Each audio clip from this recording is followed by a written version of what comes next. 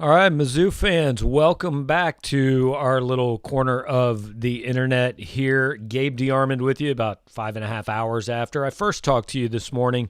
This is the Boulevard Brewery post-game drink. Missouri loses 35-12 to Tennessee in Knoxville this afternoon, falls to 0-2 on the season, a game that Mizzou trailed at halftime 21-3, 28 21-6, 28-6 shortly into the third quarter, and really never seemed like it was going to be particularly close after that. We are going to take your calls. We're going to break it all down. The number is going to be 573-234-4935. We're going to start taking calls in a few minutes, but the first thing we do every week on this show is we're going to play you Eli Drinkwitz's post-game press conference. So we recorded that. Here is the coach from Knoxville after the loss. After that, I'll be back to take your calls. Touchdowns. We can't be settling for field goals. Thought we were going to mount a comeback right there in the fourth quarter, and then the interception kind of took the wind out of ourselves.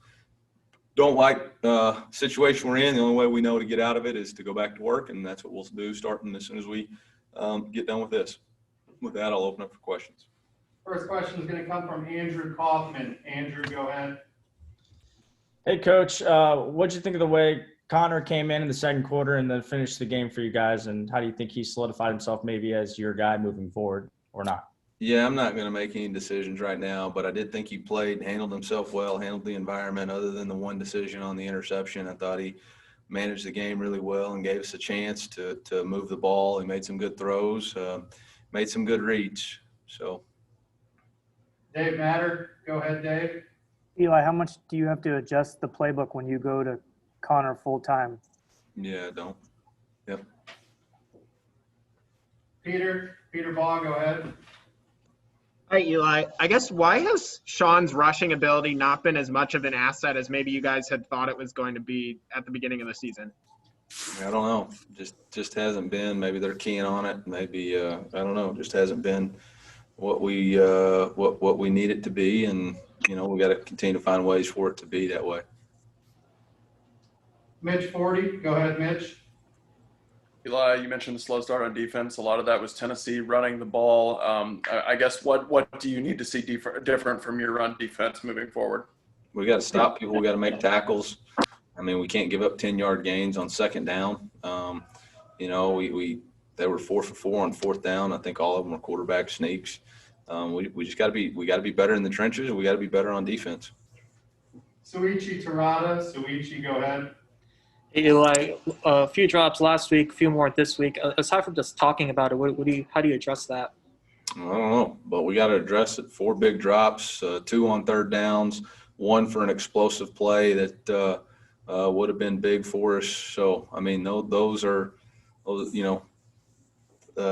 was a third down, led to a field goal. The other one was a drive that would have been had a chance to be a touchdown. The other one was a third drive and start the second half, and we can't drop the football. Bill Pollock, Bill, go ahead. Yeah, Coach, you talk about winning in the trenches. Can you talk about some things specifically, both with your defensive and offensive line, that need to be fixed? I mean, I'm going to have to go back and watch the tape. I don't know. I think there was a couple times we missed tackles, but, I'm going to have to go back and watch the tape, figure out exactly what it is. Dave Matter, I think I lowered your hand on accident, but Dave, I think you had a question. Go ahead. Eli, just the way that Larry's been running and the good things you saw from Connor, do you feel like you're really close to clicking on offense, or is this still a long ways away? I mean, there were times I thought we were clicking pretty good. I thought Dame Hazelton did a really nice job getting open, and Connor and him had a connection. I thought, we were running the ball well. We were converting on third downs at flashes, but there's just not the consistency right now, and I got to start and take a look in the mirror first. Eric Blum, go ahead, Eric. Hey, Coach, how much of the playbook have we kind of seen so far? Is there way more tricks that you're kind of waiting to show, or is there more that you still think this team can do in that way? Yeah, I mean, I'm trying just to execute plays. We got to execute. Tricks aren't winning in the SEC. You got to execute. I mean, we can try to trick people all we want, and we have unique formations that cause them issues. I mean, that's what happened on the fourth down when we hit Logan. But we got to execute better. That's the solution. Jack Sobel, Jack, go ahead. Coach, on Tennessee's third touchdown on the wide receiver screen, it looked like Bolton had a chance at the tackle, but he was a little too far outside. Was he expecting help inside, or did you just overrun the play? I'll have to look at the tape. I'm sorry. Yeah, I don't know who was supposed to fit where on that play. Kyle Pennell, Kyle, go ahead. Coach, you forced a couple of third and longs early, and Tennessee was able to convert or keep your defense on the field. What did you think of your team's third down defense, and what needs to be improved upon to get that defense off the field? We'll just have to go back and look at the tape. I do know that there was a couple of really, third and longs they converted on the first drive. I think it was the very first one. And then the first drive of the second half, they had another, third and behind the chains and converted. And I don't know. We'll have to go back and look at the tape and figure it out. But those are really drive, those are momentum killers right there. And we got to figure out how to be better. Peter Baugh, go ahead. Hey, Eli, I know you had Jelani Williams in there over Tyree early and kind of like where Tyree was bouncing in and out of the game a little bit. What was kind of, I guess, the reasoning for that? Yeah, Tyree had some personal issues this week back home with his family.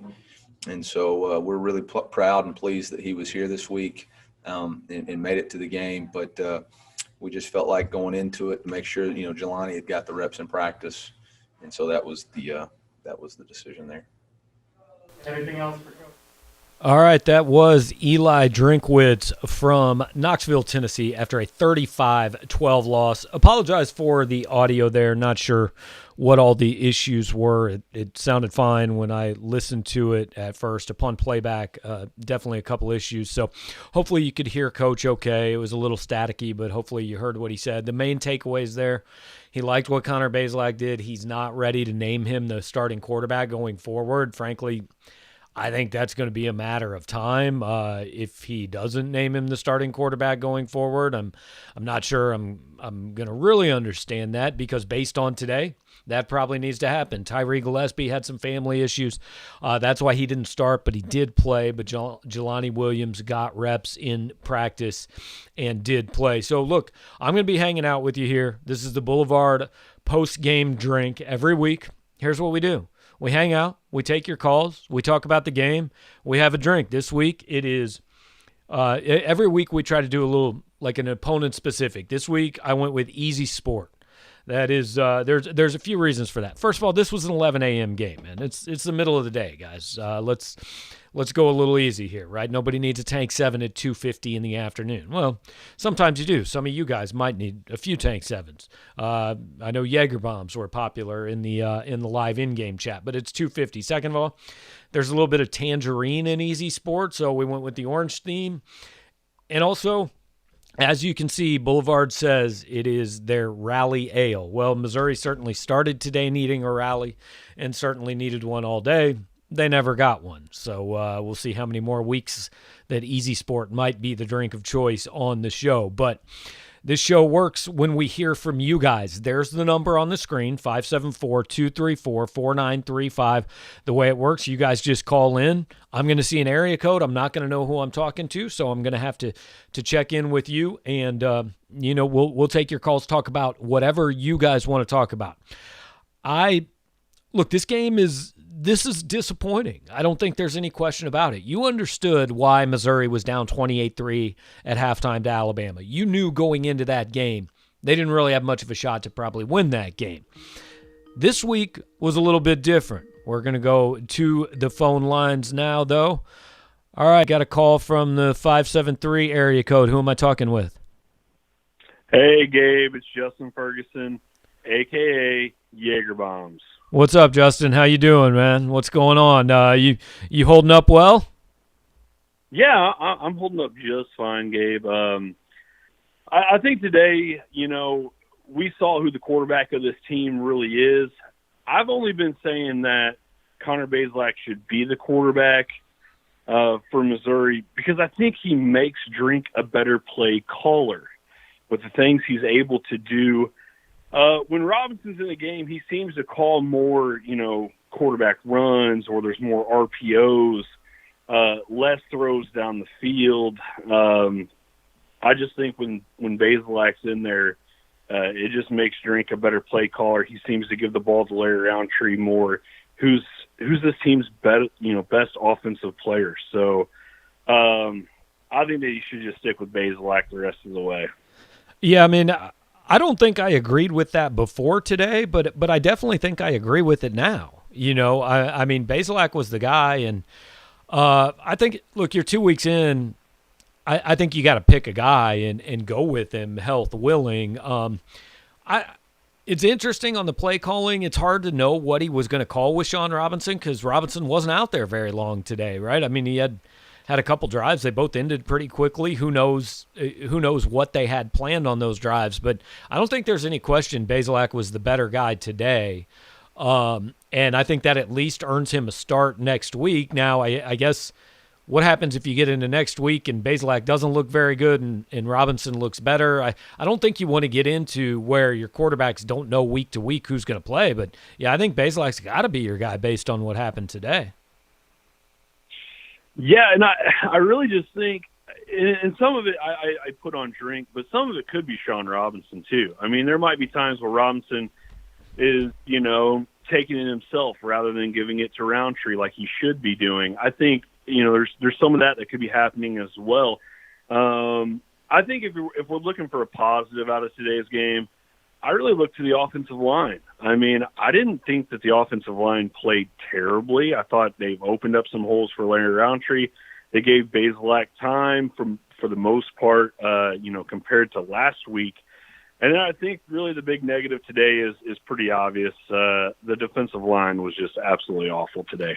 Yeah, run defense, and I think that definitely starts with the defensive line, which was really just getting blown off the ball. No question about it. I mean, I thought Trajan Jeffcoat looked good early in the pass rush. Didn't really notice him in the run game. But, I mean, Kobe Whiteside, you didn't really hear his name. You didn't really hear Markel Utsey's name.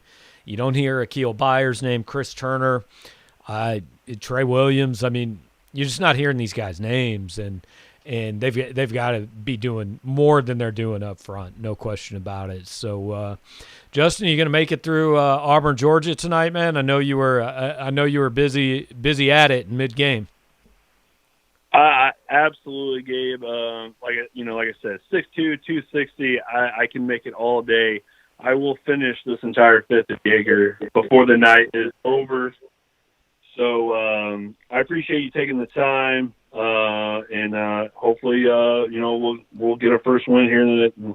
Probably not next week, but within hopefully a few weeks from now. Yeah, it looks like it could be a couple weeks. But Justin, appreciate it, man. Thanks for the call. Thanks for hanging out with us during the game today. Justin was one of the guys on our in-game chat that was definitely hanging out with me and Mitch Forty throughout the game.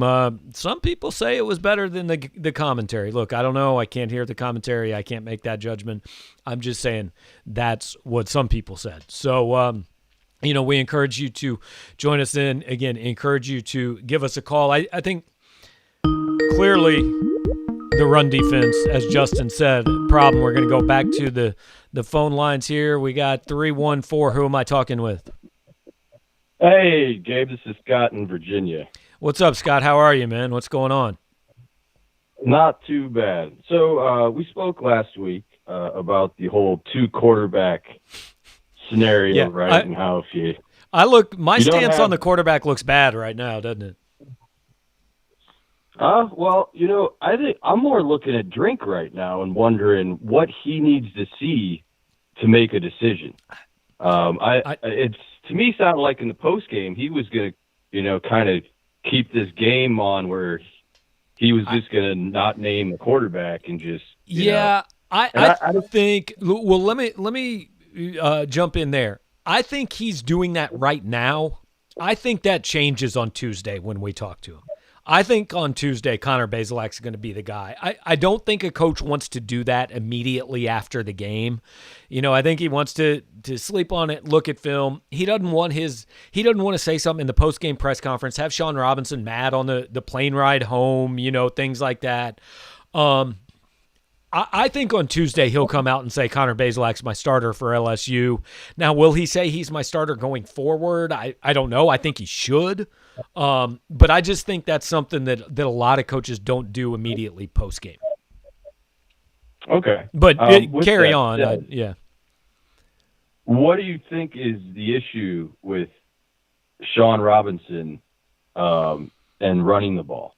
I mean, I think if I looked at the stats right now, I think he'd probably be like negative 40 or 50 yards, rushing. Mm-hmm.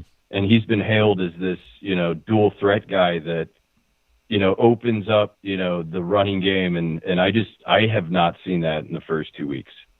Yeah, it's I think he had negative 35 yards on 8 carries last week. He was negative 4 yards on 3 carries today. So certainly not good. I don't know. I don't know if it's hesitancy because he looked like a good runner in spring ball. He's athletic. Now, look, I don't think he's Brad Smith athletic, but I think he's got the ability. I don't know if in some cases the blocking's not there. In some cases he's making the wrong read. There was a play on 3rd and 9 today, very early, first or second drive, where he faked the handoff to Roundtree. He kept it. He got hammered for a 3-yard loss. Roundtree had a big hole. If you hand it to him, it's probably at least a 5 or 6 yard gain. So I think it's a combination of wrong reads, bad blocking at times, probably a guy who's a little hesitant and kind of overthinking it. And probably a guy who was out there probably thinking he's playing for his job and trying to do a little too much. I think it's kind of a combination of all of those things, to be quite honest. But, yeah, if Sean Robinson's going to be the guy for this team, the running game has to be a bigger part of it than it's been in the first 2 weeks, no doubt. So how much did you believe Drink when he said that he doesn't change the play calling between the two quarterbacks? Because I didn't recall seeing too many read options with Bazelak in the game.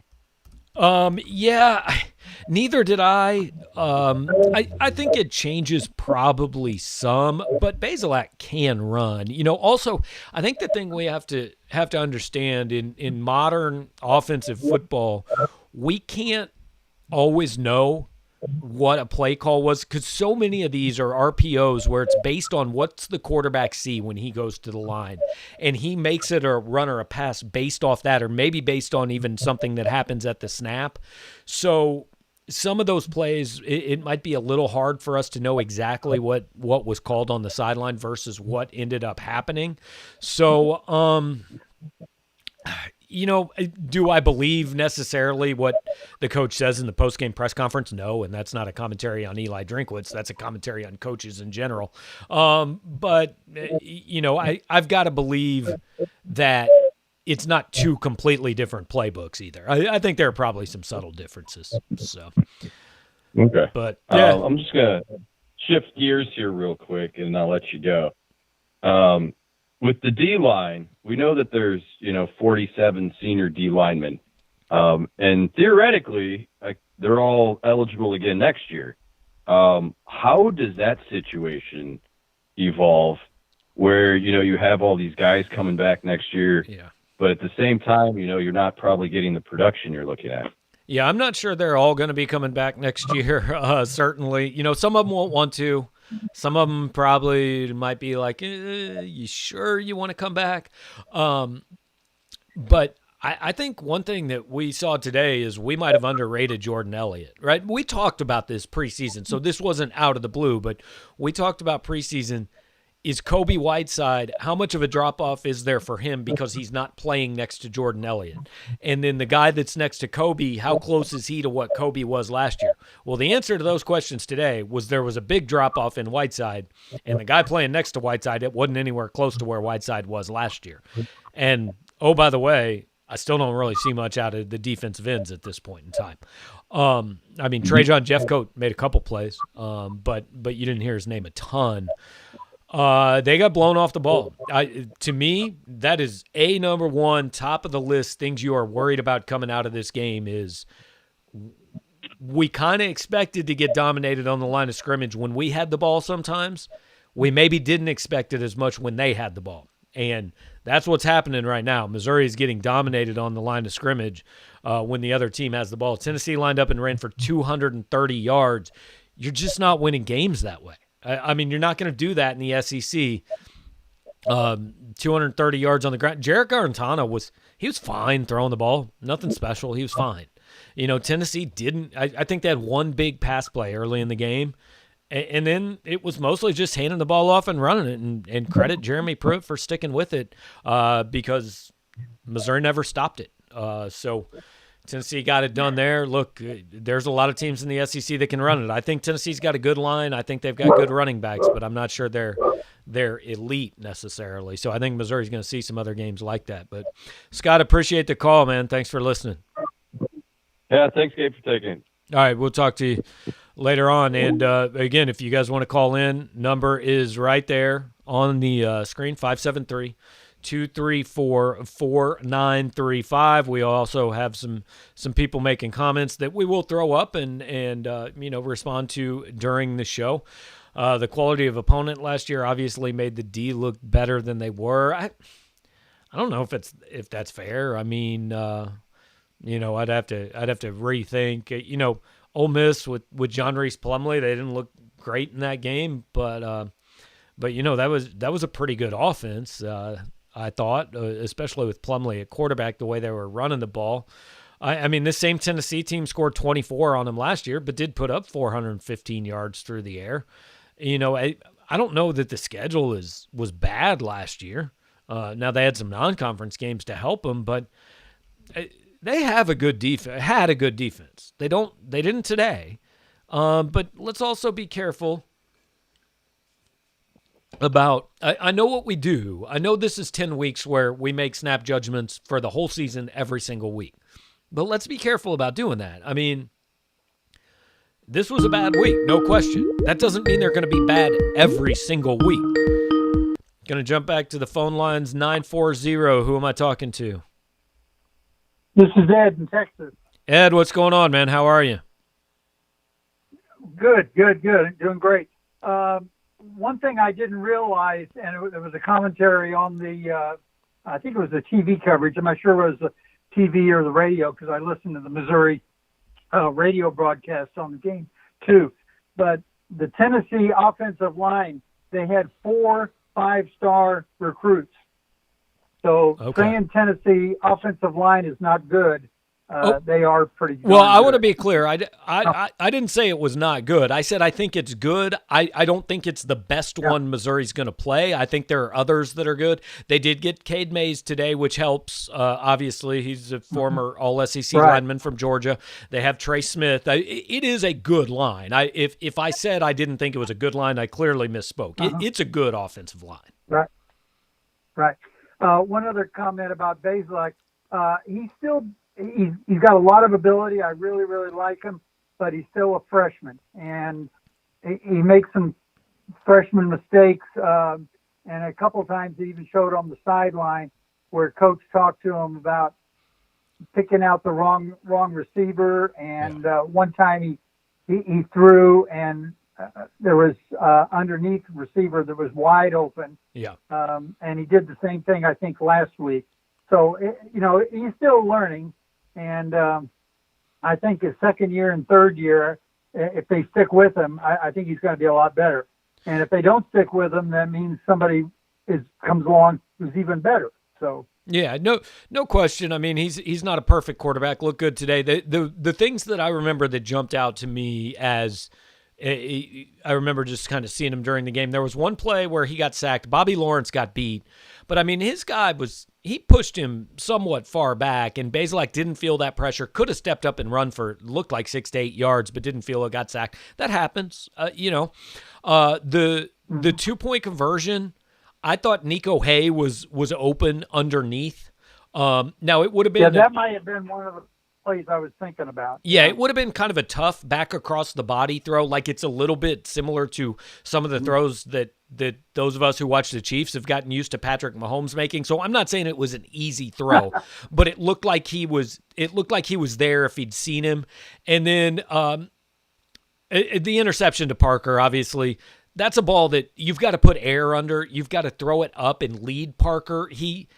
it almost looked like there was miscommunication where I don't know if Bazelak thought Parker was going to cut his route off and Parker kept going, but the pass he threw there didn't have much chance of being completed, I don't think. So, yeah, not a perfect game, but definitely saw some things you like. I just want to thank you for all your coverage, both pre-game, during the game. During the game, I'm not listening anymore because I'm watching and listening to our radio announcers, but after the game too. So I just want to thank you for all your coverage and take care. All right, Ed. Appreciate you hang calling, man. Appreciate you hanging out with us during the game. And, again, we're just trying to do something a little bit different for you guys because this is such a different season. I know Knoxville is a place a lot of you guys probably would have gone for the game in a normal year. That's obviously not something you could do this year. So, there were 24,000, something like that, in the stadium total. I would imagine most of those were not Missouri fans. So just trying to give you guys a different way to experience it. We're still doing all the stuff we do over on the site, the normal stuff. Mitchell Forty is he was doing player interviews. He's working on post-game stories right now. So I want to be clear, all that stuff will still be there for the people who go the more traditional route. And for those of you who maybe don't subscribe over there but are joining us here, I do want to say, check us out, subscribe to the website, because that's what allows us to try new things and to invest in the site and to do things like this. So subscribe at powermizzou.com, subscribe to the YouTube channel, give us a like if you don't mind. It does help. I don't know exactly how, but look, people wouldn't say it over and over if it didn't help.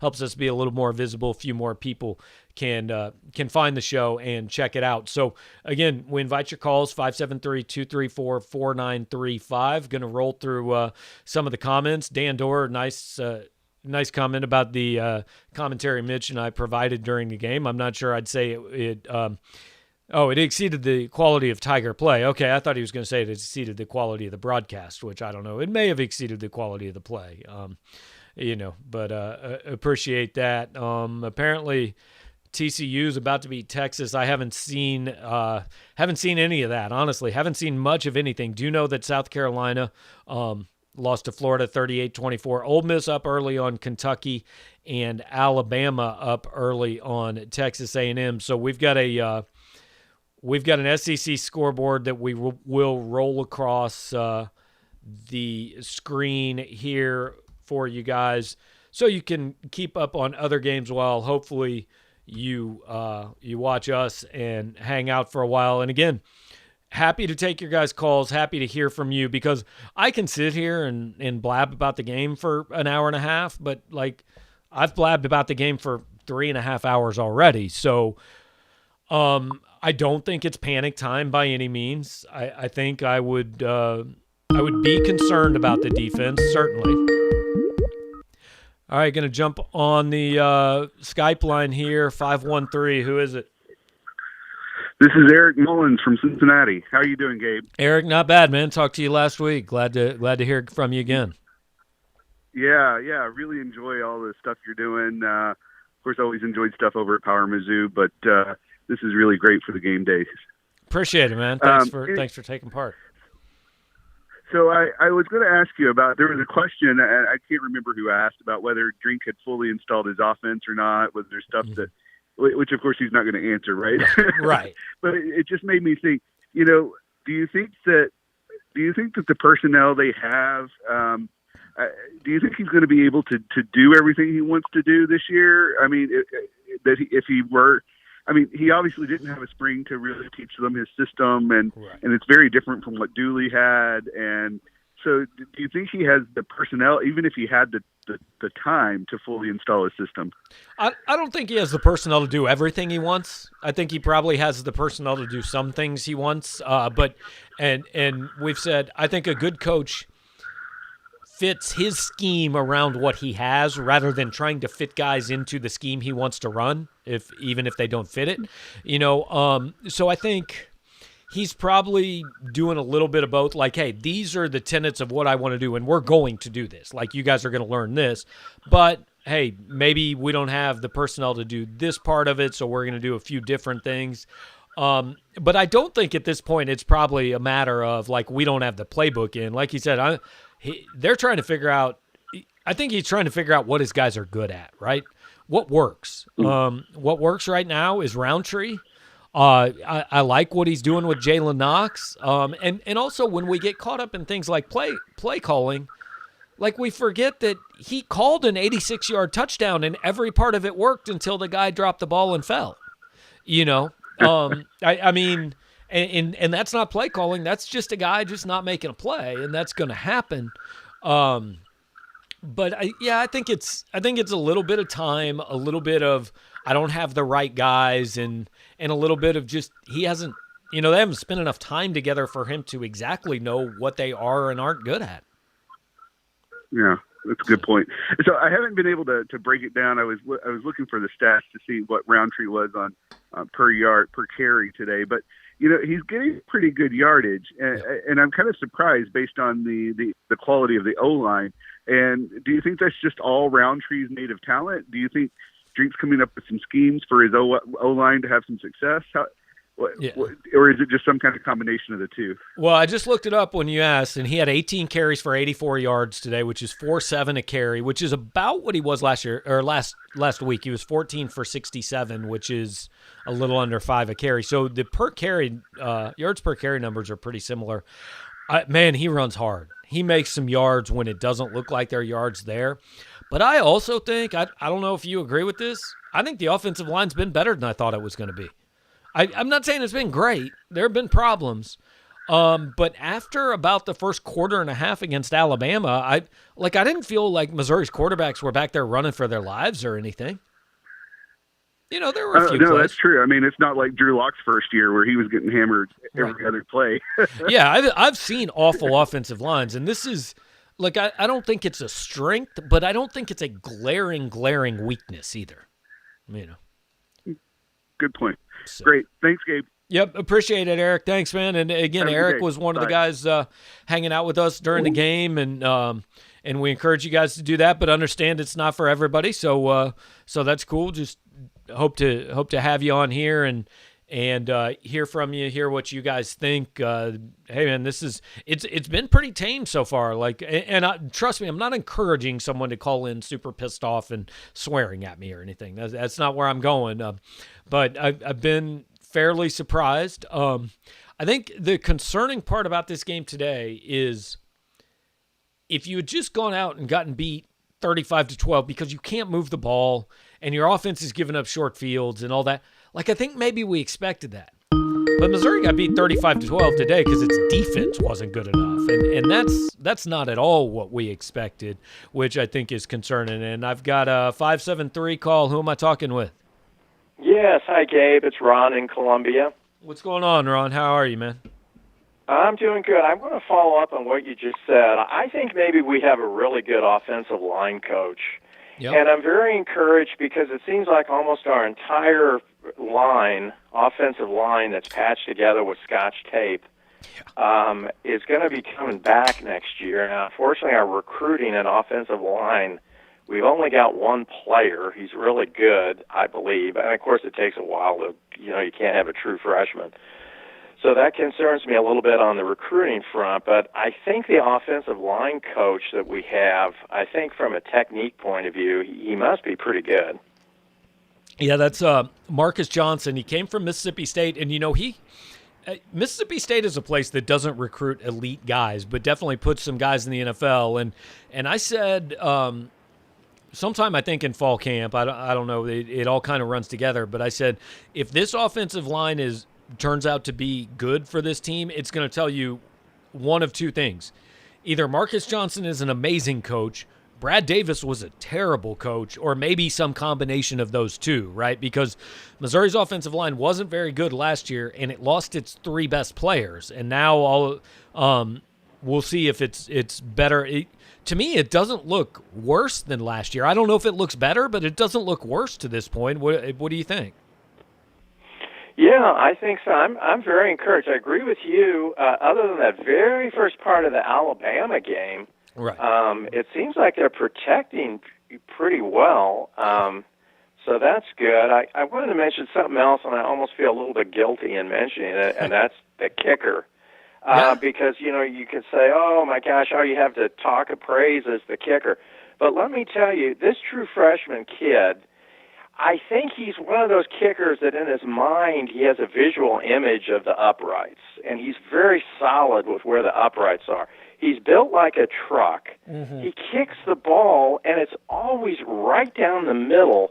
I think we've got ourselves a special kicker for 4 or 5 years. Yeah, I mean, we did. There were some comments in our in-game chat, put the kicker at defensive line, right?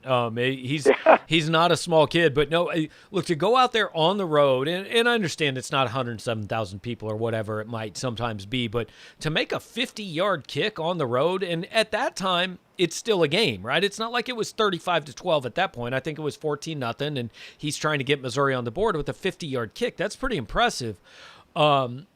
Like what you see so far, no question about it out of him. And hey, even if it is all you have to be happy with, then you got to be happy with what you got, right? I don't think there's anything wrong with that. Harrison Mevis is his name. I impressed with him so far, and there are some other things to like, no question. But Mevis was good, and he looks like a guy. He's made every kick so far, so I mean, can't ask for any more than that. Now, understand, a lot of kickers, you only really notice them when they mess up. So first PAT he misses, I'm sure we'll hear about it. But the truth is, look, the last few years, Missouri had a kid with a huge leg, but you weren't real sure.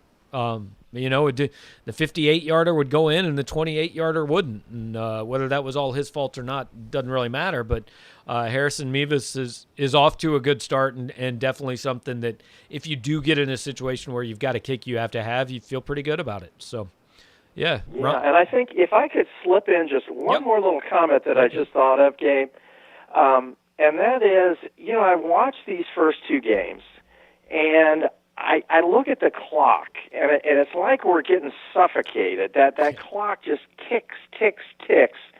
And, we didn't use a single timeout in this game, and I just wonder, it's frustrating because it just seems like the clock is just moving, and the end of the game comes, and we've got 19 points, we've got 12 points, we're not getting in the end zone. And it's almost like this game only lasts like 10 minutes or something. Yeah. It's over before we know it.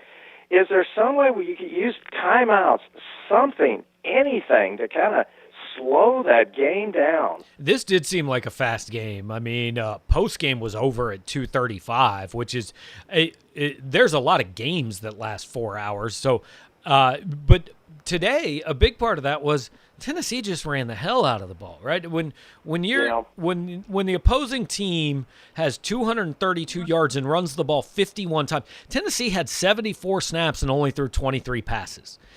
So that's a big part of it. A time of possession, let me see what time of possession was. It definitely favored Tennessee, not by as much as I thought, about 32-28. So that's certainly a part of it, but the only time really where it would have made sense, and not even made sense, but you can make an argument to use timeouts, is when Missouri got the ball back with about a minute left in the first half. So they had made it, I think, 14-6 with about 4 minutes left. And then Tennessee went on a drive that lasted about 3:15. I think they scored with 44 seconds left. Made it 21-6. And at that point, Missouri, I think, threw an incomplete pass on first down, threw complete on second down, and you could have called a timeout there and run a third down play. But then if you don't convert, you're giving the ball back to Tennessee with theoretically maybe enough time to get it in field goal range. And I honestly think what you saw there was a coach that just wasn't real confident in his offense to be able to move 40 yards in 30 seconds. And he just said, you know what? We get the ball to start the second half. Let's just take it. Well, your first drive ends, and then Tennessee goes on one of these 7-minute drives that, they score points and they're just running. And all of a sudden, man, you're halfway through the third quarter and you've only run 4 plays. But it's I don't think it's about using timeouts. I think it's about your defense getting a stop. And Missouri's defense just didn't get a stop today. Yeah, good point. Gabe, thanks for all you're doing. You're doing a great job. Appreciate it. Appreciate it, Ron. Thanks for calling, man. Thanks for joining us. And again, this works if you guys participate in it. If you don't, if it's just me, it's probably not going to be a whole lot of fun. So I'm gonna roll through, try to catch up with some of these comments. Chuck, appreciate the kind words, man. And I don't JDL, yeah, thank you again. Thanks everybody for taking part in this. All right, let's jump back. Got a call from 816. What's going on? Who am I talking to? Signing up for Cat Facts. Oh, it's You the will Cat now Facts receive person a again. daily- All right. Hey, we got a call from the Cat Facts people last week. Like, I thought maybe that was just because it was like midnight and people were drunk and bored, but Cat Facts also calls it 3:23 on a Saturday afternoon. So appreciate it. I mean, I do have a cat. I don't really need the facts, but thanks. Again, while we have a second, want to shout out Boulevard Brewing Company for sponsoring this. The drink of the week is Easy Sport. It's light. It's not bad. I've never had it before. I kind of like it. A little tangerine, a little salt. It's supposed to be one of these beers you drink after you work out. I did work out this morning, but it's been a minute, so I didn't really want to have one at 8:15 when I finished working out this morning. But it's a good afternoon, easy beer. We're gonna have an opponent specific Boulevard on the postgame show every week. Haven't yet picked out next week's. That's generally a Friday afternoon project for me to figure out what's going to match up well. But I picked Easy Sport because it's called the Rally Ale. I thought Missouri needed a rally. Also, it's a day game, a morning game. Like I'm not trying to drink too heavy at 2:30 in the afternoon. I've got a day left. I got to finish. I still want to see Auburn and Georgia. I'm going to have to write later tonight or in the morning. So went a little lighter this week than last week when we were hitting Dark Truth Stout at midnight. Stryker says, most people have low expectations this year. I think he's right. And that's fair. You probably should. I mean, I picked him 3-7 this year, so my expectations were not exactly through the roof by any stretch of the imagination. I think you want to win, right? You want to win the games. And we'll get back to it. All right, got a call from 480. Who am I talking to? And if I can get you to turn your computer down, that'd be great. This is Drew. Hey, Drew, what's up, man? Just asked to make some comments to Gabe. Yeah, go ahead. You got me. Oh, is this you? This is me. Yeah, what's up? Didn't sound like you, Gabe. It is. I've got a couple of new positions on the line that we aptly fill. They're called yardage markers. Okay. Okay. So guys never leave the line of scrimmage. It's just horrible to watch. Like, which guys are you thinking of here? Yeah, so I got a speaker hooked up and I can't get it off. Anyway, the other comment I made is it didn't make a whole lot of difference in the game, but I thought Tennessee got away with an ungodly number of holding penalties. I wasn't the only one who saw it. Yeah, so I just leave it at that.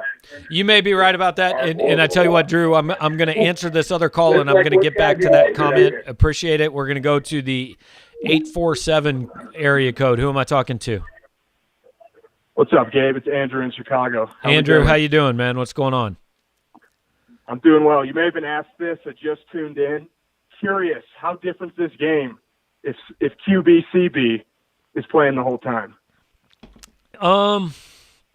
Well, maybe, but I mean, they were down 14-0 when he came in, or was it only? I actually think it was only 7-0 maybe when he came in.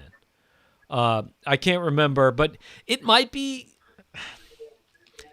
different. But Missouri still only scored 12 points, and I go back and forth. Like, the story number one here is the defense. It was worse than we thought and got run over, but independent of that, the offense still wasn't good enough to win this game, right? I mean, they still scored 12 points, turned it over when they were driving for the one time where it looked like maybe they could sort of make a game of it. Bazelak was good. He was better. Robinson put him in a hole. Do the first two drives look different if he's there? Maybe, maybe not. It's kind of one of those, it's really an unanswerable question, right? But it's definitely a consideration. I don't think there's any doubt about it. He was the better quarterback today. So yeah, you anything else on your mind? Nothing else on my mind. Loving the post game show so far. Keep it up. Great work. Appreciate it, Andrew. Thanks for the call, man. And also want to get back to what Drew was talking about with holding penalties. Look, I truly think you could find holding on every play. Did Missouri get the short end of a couple flags? I don't know. Probably. I thought the pass interference on Rakestraw was bad in the end zone. A lot of people said they thought there was an illegal block or a hold on the wide receiver screen where Tennessee scored. May have been. I don't know. But I don't think, like Drew said, I don't think a couple holding penalties really make a huge difference in a game that was 35-12. I mean, Missouri wasn't going to win that game. That's really all there is to it. So, flags, I think we're kind of nitpicking there. So, all right, what are your thoughts on Drinkwitz's game management? Had 6 timeouts and didn't use any, plenty of 3rd and 4th downs. Like we talked about, yeah, I mean, I guess, if you call a timeout, do you magically find a play that works better? Maybe, but by the same token, if you're going up and going on 4th down, maybe you want to catch the defense by surprise. Maybe you don't want to give them time to get set and get their own plan in place. So I'm not sure there. Drink didn't manage today's game as well as he could have, maybe, but I think we're nitpicking here. Again, it was 35-12. Tennessee just was better. I mean, they lined up and ran the ball down Missouri's throats, and Missouri couldn't do much about it. And on the other side, Missouri didn't do enough on offense to make up for that. So it's hard to just say, yeah, the other team was better. Like, they got better players, and they did what they do better than our guys did today. But that's true. I don't think this was really about game management. I don't think it was about play calling. I don't think it was about penalties. I think it was about Tennessee just was a far better football team today. I don't know how else really to look at it, to be quite honest with you. Okay, rolling through some of these comments. Been impressed with the offensive line so far. Hopefully Coach will pick a QB and stick with him the entire game.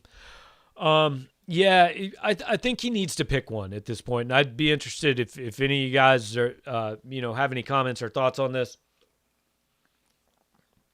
Feel free to give me a call. I think it's time to pick one and go with him. Robinson got the majority snaps in game 1. Bazelak got the majority snaps in game 2. Now, that may be a little unfair to Robinson because he played the better team, but also he actually looked fine against the better team and looked much worse against the worst team in Tennessee. Not that Tennessee's a bad team. I think Tennessee's pretty decent, but they're not Alabama, obviously.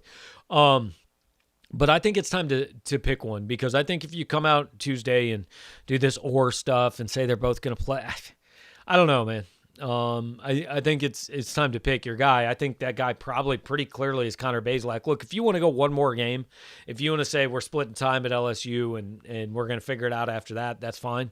But I think going into the Vandy game, you need to have a guy picked out and stick with your guy. Stryker says time of possession in the first quarter was disastrous. It probably was. I don't have quarter by quarter stats in front of me, to be quite honest with you. But yeah, Tennessee held on to the ball for a pretty long time. But that's what's going to happen when you get a team, again, 51 rushes for 232 yards. It's only 4.5 yards a carry, but it's just 51 running plays over the course of a game. They only threw it 23 times for 190. I mean, this was old school, old man SEC football. They just lined up and ran the ball all over Missouri. And Missouri was pretty powerless to do much of anything about it. So I tell you what we're going to do. We're going to take a quick break here. I got a couple things to take care of. Going to take a quick break. We'll be right back. If you guys want to call in, you want to talk, we will do that. If not, I'll kind of just run through some things, wrap some things up, and we'll call it an afternoon.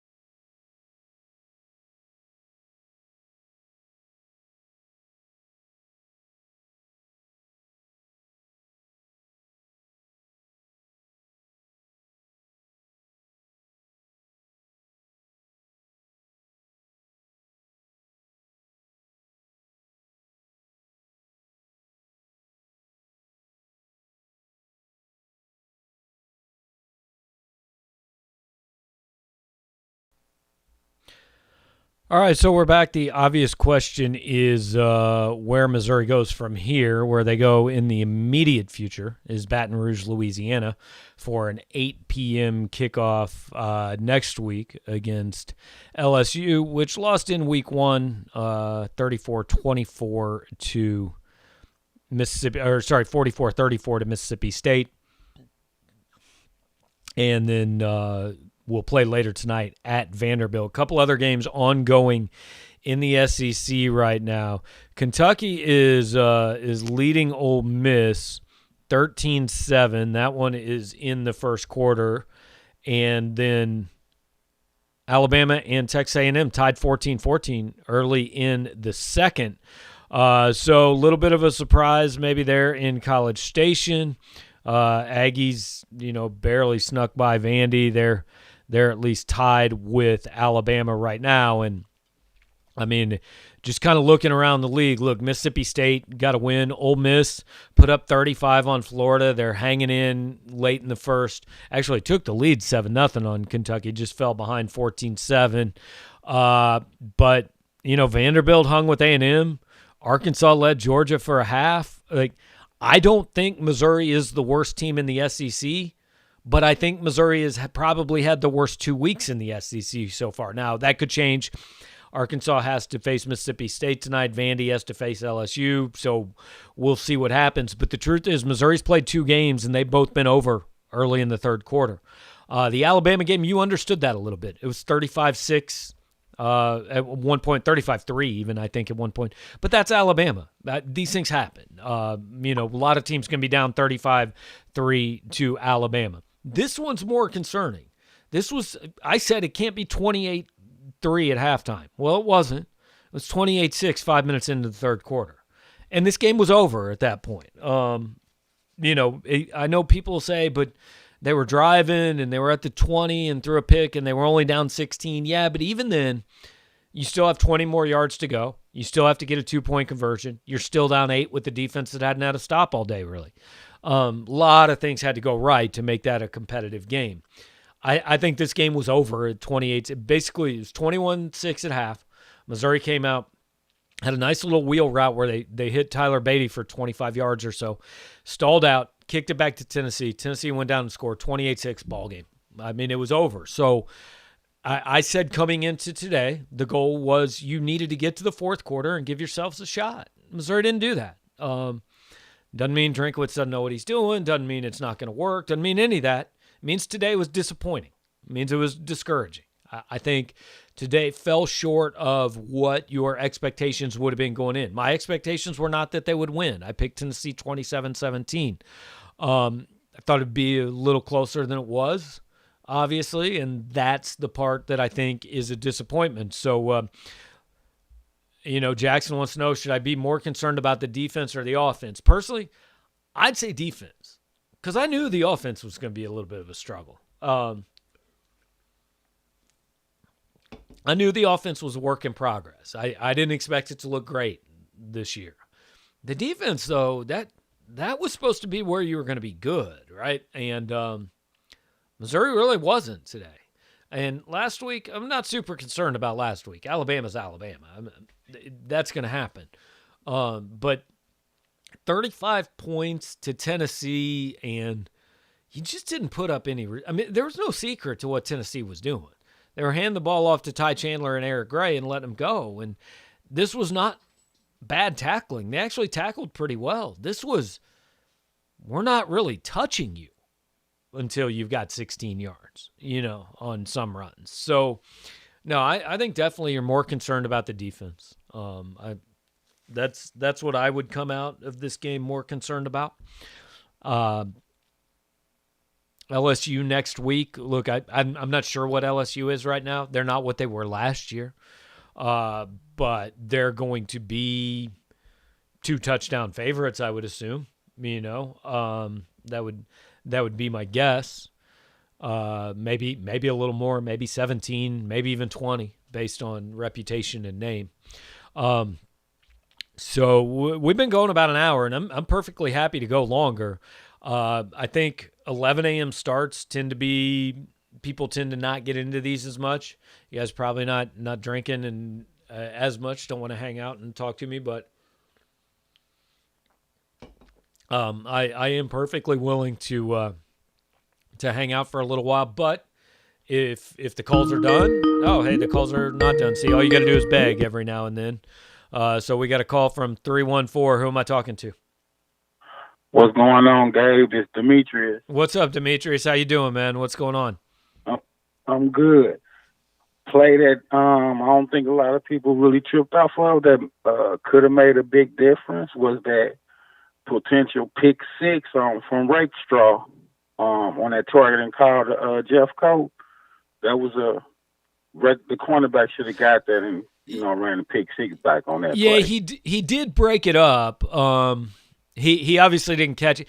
Could have, but I actually thought Rakestraw and Burdine for freshmen, I was pretty impressed. I thought they played pretty well, but that was a bad targeting call on Jeff Coat, which obviously didn't stand. They reversed it. Yeah, that could have made a difference. I think, I think the biggest play is probably the 86-yard touchdown that Jacinto dropped. I mean, who knows what that changes.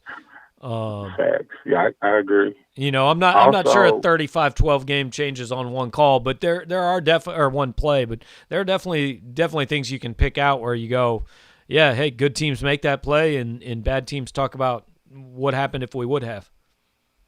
I agree. And one thing that I do notice with the D line, it's like they run like a 5-man front and Bolton in the middle, and if he can't clean up the play, it's 10, 15 yards every time, man. Yeah, so, it's interesting. There's this talk about a 3-4, but, I noticed like you did, they had 5 guys on the line a lot. It's almost like the outside linebackers are coming up on the line. Now, maybe they're doing that because, look, Tennessee just handed the ball off and handed the ball off and handed the ball off. But those guys up front, man, I mean, can you name a defensive lineman who made a play in the running game today? I don't know, not really, but I know do Trey like Williams Jeff Coat, made man. one. I really do. You really what? I don't know. I really do like Jeff Coat. I don't know if he got hurt or what, but I mean, he was flashing kind of early in the game. But after that, I don't even really remember him doing much of anything. Yeah, Jeff Coat, he was in the backfield a lot early in the game. Trey Williams, I do remember, made one play. Like Chris Turner, I know he played early. I don't even know if he played the second half. Don't do him like that, guy. No, I like Chris. He's a good kid, man. He just he was invisible in the second. Darius Robinson got hurt. Markel Utzi, I know played, but you didn't hear his name. You didn't hear anybody. I didn't hear Kobe Whiteside's name really. They were just getting shoved off the line of scrimmage all day long, and it's hard to win that way, man. And also, it seems like on them 3rd and longs on that first drive, I mean, the defense actually had them in 3rd and longs, but they couldn't cover receiver on them 3rd down passes. That really hurt us, which extended a couple of drives that in the first couple of possessions. Yeah, and then they ended up with a whole bunch of 3rd and short. So while I got you, man, I know you were with me on Sean Robinson last week. Like you were helping me kind of lead the charge. What do you guys see? Right. So what about now? I mean, where do you stand on it? Like, is Bazelak the guy? I mean, personally, they run in 2 different offenses when they're in the game. Robinson is his own read. CB, Drink drops him back, let him survey the field. Robinson's own read where he's focused on a third of the field. It's just 2 completely different offenses. So I don't know. CB looked good. Now I'm not going to lie, but he's also, doing like pro drop backs as well, as opposed to Robinson. Everything is on the move off the zone read. Yeah, I've had a few people bring up today, it looks like the play calling is different based on who's at quarterback. And look, I'm trying to watch the game and run graphics and talk and do audio and stuff, so I'm not going to pretend that I'm sitting there being able to analyze the offense right away. But that's definitely something a few people have said, so it'd be interesting to see. That's what's happening. In my point of view, especially when I fought so hard for him last week to see what happened today. I got to come up with some type of excuse for him. I got you, man. I got you. Well, I appreciate you trying to stick to your guns. Beat up on him for in the next couple of days. Well, they already started today, but you know. Yeah, well, I expect Bazelak will be the guy at LSU, and we'll see what happens after that. But I mean, after what I seen today, he almost absolutely have to be in. But the thing about it, Drink has to let him go the whole game. If you're going to go with I think he's got to pick a guy and go. Yeah, I think he's got to pick a guy and go. I agree. So. All right, Gabe, good product you putting out, man. I support whatever you do. And make sure that's the last can you turn up because that's like number 2, I think, already. Number 2. Yeah, you got it. Just 2, though. All right, Demetrius. Thanks for the call, man. Have a good one. All right, Gabe. All right.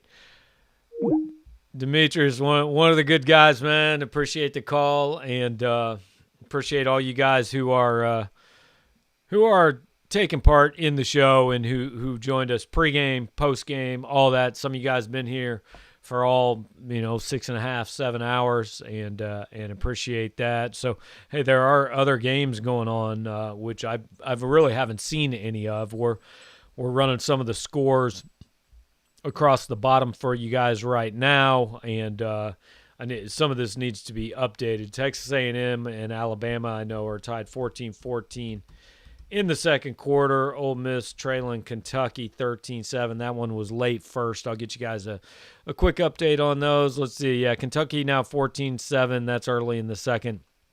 And Bama and A&M still tied at 14. So, look, I think a few things are happening here. First of all, again, it's an 11 a.m. game. People tend to not get as into those.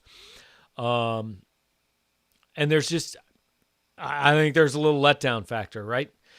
Game 1, hey, it's Alabama. It's, oh my God, we aren't going to have football. We aren't going to have football. Oh my God, we have football. Everybody's excited. And this week now is just kind of like, yeah, boy, I hoped it would go better than that, right? I think you could live with a blowout against Alabama. I don't think a lot of people saw a blowout against Tennessee happening.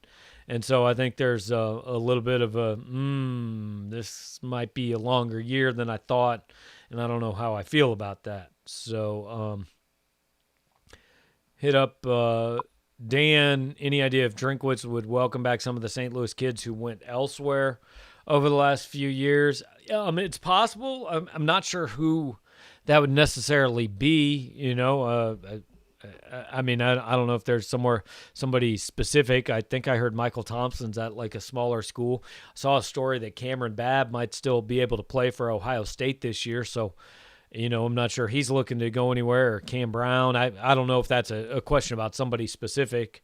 I know Ronnie Perkins has been suspended the first couple games for Oklahoma. But no indication that he would be unhappy in Norman or anything. He played a lot as a freshman on a team that made the playoffs. So, depending on who it was, I think he might let him back. But we'll see how it goes. Would you let an undefeated Pac-12 team into the college football playoff? Depends on who it was, how many games they played, how many other undefeated teams there are out there. There's a long way to go. Certainly, lot to worry about before we get to that point. So, guys, I think I appreciate you hanging out, but I think the comments and the calls and the interaction is kind of dying down at this point. Truthfully, I think, like I said, just a lot of people kind of left with this hollow feeling after this one. Wasn't a very good game. Wasn't super entertaining. Went really fast. All of a sudden, you're 20% of the way through the season, and you're searching for wins. I picked Missouri 3-7, and some of you guys are probably going, I think maybe that was optimistic, right? So I get it. Kind of a down feeling. Next week's going to be like post-game after dark. Game doesn't even start till 8. I imagine post-game's going to start at 12:15, something like that. So some of you guys are up. We're going to hang out late night next week. But hopefully you guys like what we're doing here. If you do, give the show a like. give the channel a subscribe to the channel. Help out our sponsors, Boulevard for the post-game show, Call and Gentry Law Group for the in-game stuff, Burger Smokehouse for the pre-game stuff, 573tees.com helping us out for the Wednesday night report, which Mitchell and I will be back with that Wednesday night at 7:30. That's the next time we're going to do things through this format. Mitch is doing post-game stuff right now. I am going to do some writing for tomorrow morning. So hope you guys enjoyed it. Thanks for hanging out. Game day number 2 in the books. Number 3 be next Saturday night, but we will certainly talk before then. So have a good one. Gabe DeArmond signing off.